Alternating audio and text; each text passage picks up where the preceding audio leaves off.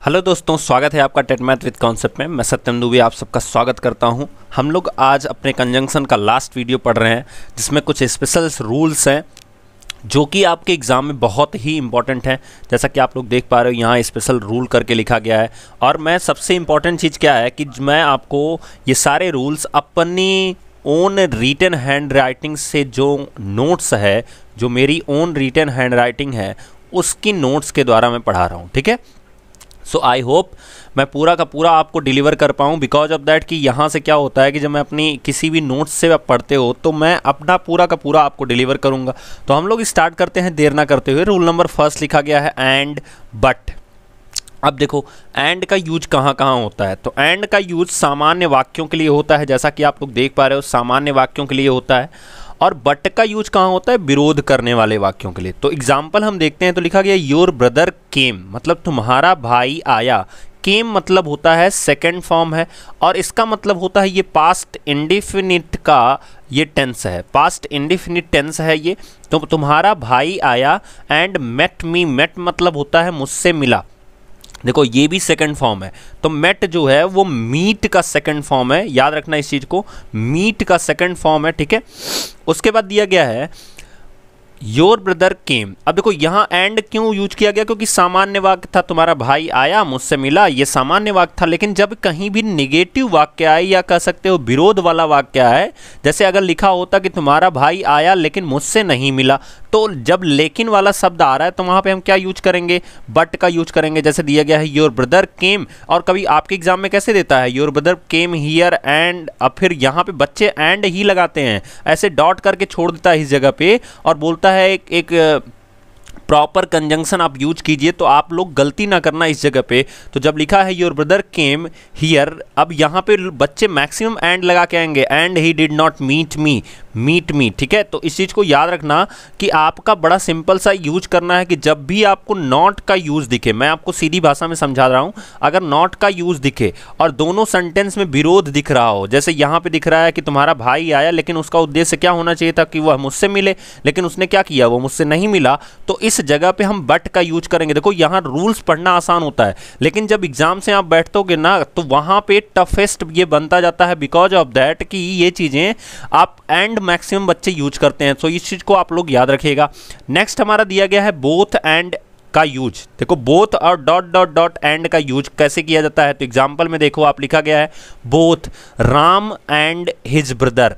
तो कैसे यूज किया जाता है कि यहां पे आप देख रहे होगे दो नाउन या प्रोनाउन के बीच में, नाउन या प्रोनाउन के बीच में इनका यूज किया जाता है बोथ और एंड का। तो both Ram and his brother went there, मतलब राम और उसका भाई वहां गया। याद रखना कि जब किसी भी इंसान के लिए दो चीज़ों की बात की जा रही है, जैसे अगर मान लो लिखा हो ही इज, ध्यान से समझना, ही इज बोथ, इस तरह से भी यूज होता है, he is both a doctor and a liar. तो इस जगह पे क्या होता है, मैं जो समझाना चाह रहा हूं वो समझना।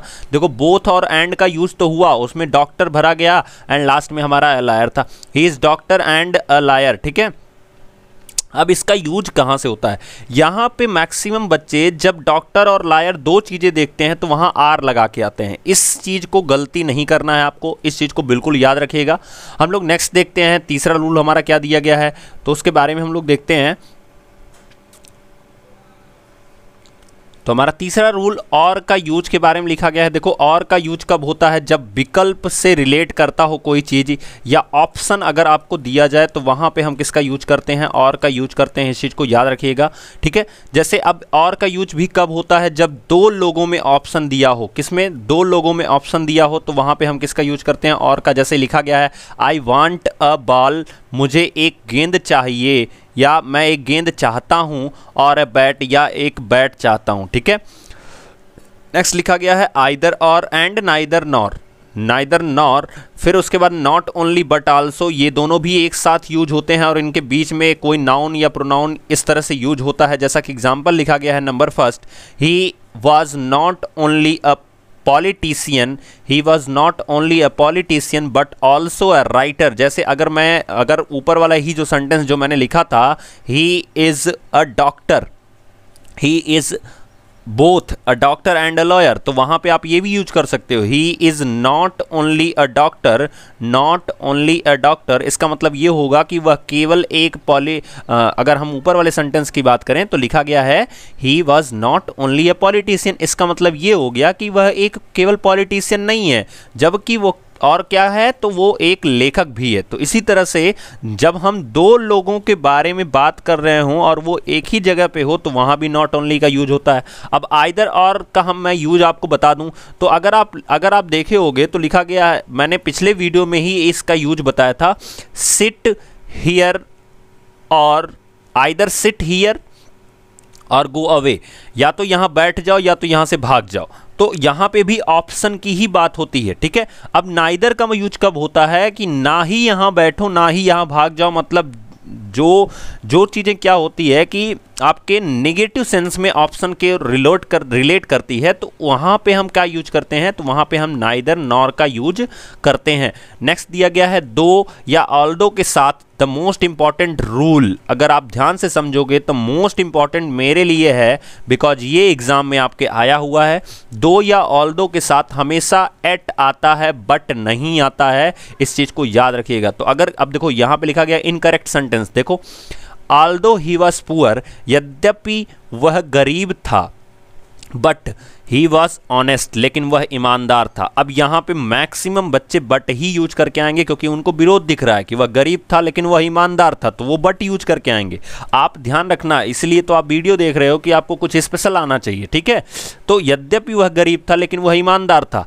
अब उसका करेक्ट सेंटेंस क्या होगा, ये although he was poor yet he was honest, फिर भी वह ईमानदार था। याद रखना, जब यद्यप लगेगा तो आपको फिर भी के सेंस में बताना है, एट का मतलब होता है फिर भी। तो इस चीज को याद रखना कि दो और ऑल्दो के साथ हमेशा क्या लगता है, एट लगता है बट नहीं लगता है। क्लियर। फिर ये भी पूछा गया था, आई गारंटी ये 4th सेमेस्टर में पूछा हुआ क्वेश्चन है, नो सूनर के साथ क्या यूज होता है। तो लिखा गया है नो सूनर के पश्चात, देखो लिखा गया है नो सूनर के पश्चात वर्ब का प्रयोग इंट्रोगेटिव के भांति होता है और देन का प्रयोग होता है। तो यही पूछा गया था आपसे कि नो सूनर के बाद देन का प्रयोग होगा कि नहीं, और मैक्सिमम बच्चे इस चीज़ को लगा के आए थे। एंड उसी सेंटेंस को लिखता है इसको करेक्ट करने के लिए। ये सेंटेंस करेक्ट लिखा गया आपके सामने, अब इसको गलत लिख के देगा और आपको सही करना लगेगा। तो नंबर फर्स्ट थिंग समझो, नो सूनर के बाद तुरंत जो वर्ब आएगी वो किस फॉर्म में यूज होगी, तो इंट्रोगेटिव में यूज होगी, जैसा कि दिया गया no sooner did he see the lion, did he see the lion then he ran away, वो जितना जल्दी ही देखा था शेर को उतना जल्दी ही भाग गया था, ठीक है। तो आपको क्या याद करना है कि नो सूनर के साथ क्या लगता है, इंट्रोगेटिव वर्ड्स लगते हैं और साथ साथ में क्या यूज होता है, देन का यूज होता है। तो ये था हमारे 6वां रूल। हम अपना 7वां रूल देखते हैं दोस्तों, क्या दिया गया है। तो लिखा गया है स्केयरली एंड हार्डली के पश्चात हमेशा किसका यूज होता है, व्हेन का यूज होता है। ये भी आपको याद रखने वाली चीज़ें हैं क्योंकि यहाँ से भी आपका एक बार क्वेश्चन आया है।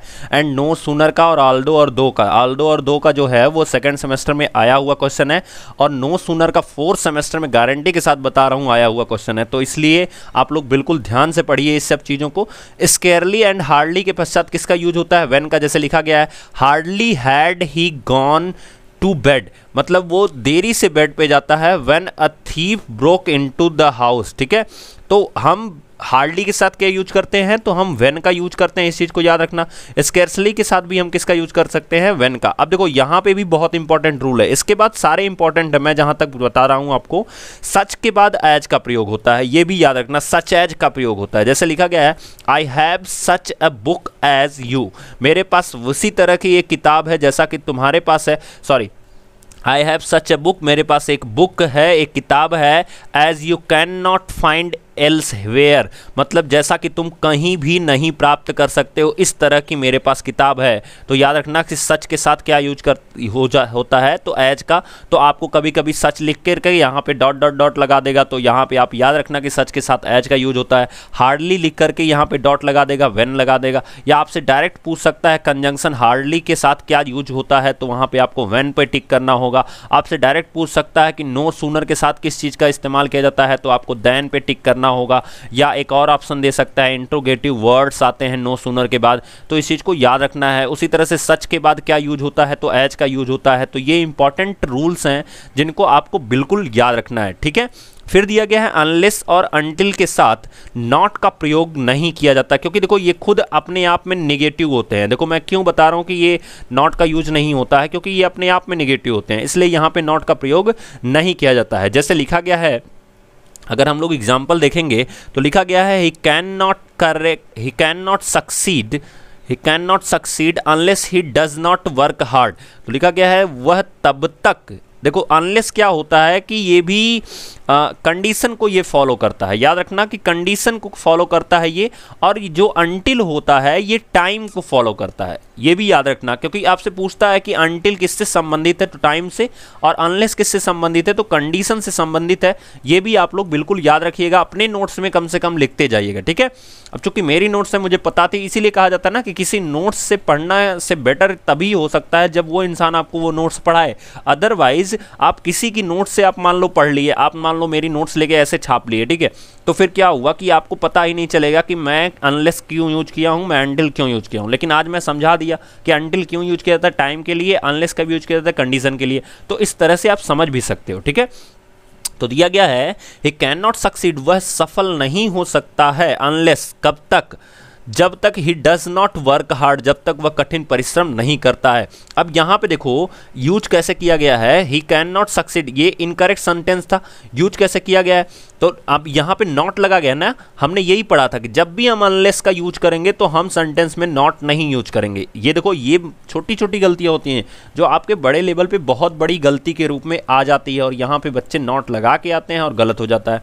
तो लिखा गया है ही कैन नॉट सक्सीड, इधर तो यूज होगा, लेकिन जैसे ही अनलेस यूज होगा उसके बाद सेंटेंस में नॉट नहीं यूज होगा। ही कैन नॉट सक्सीड, वह सफल नहीं हो सकता है, अनलेस, जब तक ही वर्क्स हार्ड, जब तक वह कठिन परिश्रम नहीं करता है, ठीक है। क्योंकि नहीं का सेंस ये अनलेस ही आपको दे देता है, इसलिए याद रखना कि हम नॉट का यूज नहीं करेंगे जब भी अनलेस यूज हो जाएगा। एंड हमारा लास्ट आज का लास्ट रूल है, रूल नंबर 10, लिखा गया है जहां इफ व्हेन वेदर दो का प्रयोग हो वहां दैट का प्रयोग नहीं करना चाहिए। तो याद रखना जहां भी इफ व्हेन वेदर और दो का प्रयोग हो वहां दैट का प्रयोग नहीं करना चाहिए। हमने ये भी पढ़ा था कि ऑल्दो और दो के साथ हमेशा एट लगता है बट नहीं लगता है, तो इस चीज को भी याद रखा करो आप लोग। तो इफ व्हेन वेदर और दो का प्रयोग हो तो वहां दैट नहीं होता है। जैसे इनकरेक्ट सेंटेंस आपके सामने लिखा है, I doubt that he will pass, मुझे संदेह है कि वह पास होगा। उसी को करेक्ट करके कैसे लिखा गया है, I doubt if he will pass. देखो ये सेंटेंस कब आप पढ़ोगे, जब आप एक्टिव वॉइस पैसिव वॉइस पढ़ोगे तो वहां पे ये सब चीजें बताई जाएंगी आपको कि कब इफ का यूज होता है कब नहीं होता है, ठीक है। तो इसलिए जहां भी इफ का यूज होगा, व्हेन का यूज होगा, वेदर का यूज होगा, दो का यूज होगा, उसके बाद उसके साथ क्या नहीं प्रयोग होता है, दैट का प्रयोग नहीं करना चाहिए। इस चीज को याद रखिएगा। तो दोस्तों ये था हमारा सेशन। अगर आपको वीडियो पसंद आ रहा हो तो प्लीज जरूर से जरूर चैनल को लाइक कीजिए, सब्सक्राइब कीजिए एंड अपने दोस्तों के पास शेयर कीजिए जब तक, जिससे उनको भी काफी लाभ हो सके। तो हम लोग मिलेंगे नेक्स्ट वीडियो में नेक्स्ट रूल के साथ, एंड वो हमारा लास्ट वीडियो होगा। तो हमारा वीडियो पूरा का पूरा कंप्लीट हो जाएगा कंजंक्शन का, फिर हम आर्टिकल पढ़ेंगे। Thank you so much.